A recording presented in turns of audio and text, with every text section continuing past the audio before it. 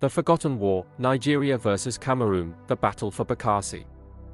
In the far southeastern corner of West Africa lies a maze of creeks, mangrove forests, and oil-rich waters called the Bakassi Peninsula. To outsiders it may look peaceful, a place of fishermen and tides, but for decades it stood at the heart of one of Africa's most complicated border disputes. This is the story of how Nigeria and Cameroon, two neighbors tied by history and culture, almost went to full-scale war over a few hundred square kilometers of land and sea. 1. Colonial lines. The roots of the conflict stretch back more than a century. In 1913, Britain and Germany, then the colonial powers controlling Nigeria and Cameroon, signed a treaty that placed Bakassi under German control. After World War I, Germany lost its colonies, and Britain took over the administration of both territories, effectively blurring the border. For the people who lived there, mostly Efik and Ibibio fishermen, the treaty meant little. They traded and married across the creeks without passports or politics.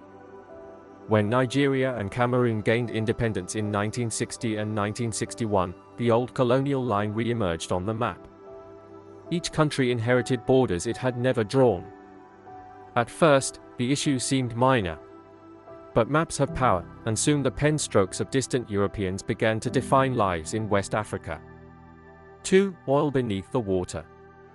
By the 1970s and 80s, new surveys suggested that Bakassi's shallow waters contained oil and gas reserves. What had been a forgotten swamp became a zone of strategic and economic interest. Nigeria, already an oil giant, extended its administration there, building small military outposts and collecting taxes from the residents. Cameroon protested, insisting the area was theirs under the 1913 treaty. The disagreement simmered quietly until 1993. That year, Cameroon accused Nigeria of occupation and took the matter to the International Court of Justice in The Hague. For ordinary people on both sides, life was about to change. 3. Soldiers in the creeks. In Bakassi, the dispute wasn't fought in courtrooms but in mangroves. Cameroon strengthened its military presence, Nigeria sent more troops to protect its citizens. The two armies eyed each other across narrow waterways. Clashes broke out in 1994 and 1996, leaving dozens dead. Villagers remember hiding in the swamps as gunfire echoed at night. Fishing boats became targets. Markets emptied. Families fled inland, carrying only what they could salvage. The government called it skirmishes. To those who lived through it, it was war. 4. Diplomacy in The Hague. While soldiers traded shots, diplomats traded arguments. Cameroon presented the 1913 Anglo-German Treaty as proof that Bakassi belonged to it. Nigeria countered that treaties signed by colonial masters could not override the reality that Bakassi's people were culturally and politically Nigerian. The hearings dragged on for 8 years. Behind the scenes, both countries were under pressure from France, Britain, and the United Nations to keep the dispute from escalating. Even so, minor naval incidents continued, claiming lives on both sides. 5. The verdict. On October 10, 2002, the International Court of Justice delivered its decision. The Bakassi Peninsula belonged to Cameroon. The court based its ruling on colonial treaties and maps, not on the ethnicity of the residents. Cameroon celebrated a legal victory. In Nigeria, outrage followed. Protests erupted in Cross River and Abuja. Newspapers accused the government of betrayal. The people of Bakassi felt abandoned, caught between two nations, claimed by both, accepted by neither. 6. The Green Tree Agreement. The United Nations stepped in to prevent renewed fighting. Under Secretary-General Kofi Annan's mediation, Presidents Olusegun Obasanjo of Nigeria and Paul Biya of Cameroon met in New York. On June 12, 2006, they signed the Green Tree Agreement. Nigeria would withdraw its troops and administration gradually. Cameroon would guarantee the rights of Nigerian residents and allow them to remain or relocate freely. On paper, it was a model of peaceful conflict resolution. On the ground, it was messy. Many Bakassi residents refused to change citizenship or move.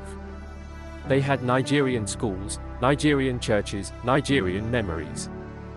To them, a signature in New York could not erase generations of life on that peninsula.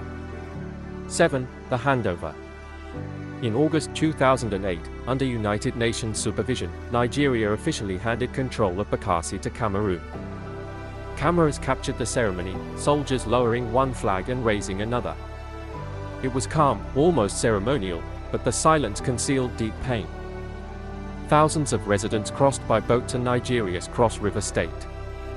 They were promised new housing and compensation, but relocation camps soon turned to slums. Some families returned secretly to Bakassi, unwilling to leave their ancestral fishing grounds. There, they faced harassment, arrests, and occasional violence from Cameroonian forces. The peninsula changed color on the map, but peace remained fragile. 8. Life after borders. For Cameroon, Bakassi was now a national triumph, a confirmation of sovereignty. For Nigeria, it was a diplomatic wound that still aches. For the displaced, it was a story of loss. Entire villages that once thrived on fishing collapsed economically. Children grew up in camps with no schools. Community leaders petitioned both governments for citizenship rights, but bureaucracy moved slowly. Some young men joined small militant groups, vowing to fight until Bakassi returned to Nigeria. Most faded away, victims of poverty and neglect. Even today, years after the handover, many Nigerians living in Bakassi feel stateless. Their accents are Nigerian, their documents Cameroonian, and their trust in governments non-existent. 9. The quiet frontier. Despite tension, large-scale conflict never resumed. Joint border committees were created to mark boundaries, patrol the waters, and cooperate on fishing rights. Yet reports of harassment, illegal taxation, and arrests still surface periodically. The creeks remain restless, a place where law and geography blur. Bakassi's strategic location keeps it important. It lies near major shipping routes and offshore oil fields. Companies continue exploration, but ordinary residents see little benefit. Their stories rarely make headlines, yet they bear the daily cost of decisions made far away. 10. Lessons of Bakassi. The Bakassi dispute is often cited as a model of how international law can prevent war. Indeed, both Nigeria and Cameroon deserve credit for eventually respecting the court's ruling and avoiding further bloodshed. But the human story behind that success is more complicated. Thousands were displaced. Livelihoods were destroyed.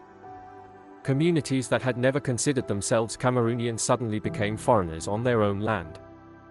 It reminds us that borders drawn by colonial powers can outlive the empires that made them, and still shape lives long after independence. 11. What remains?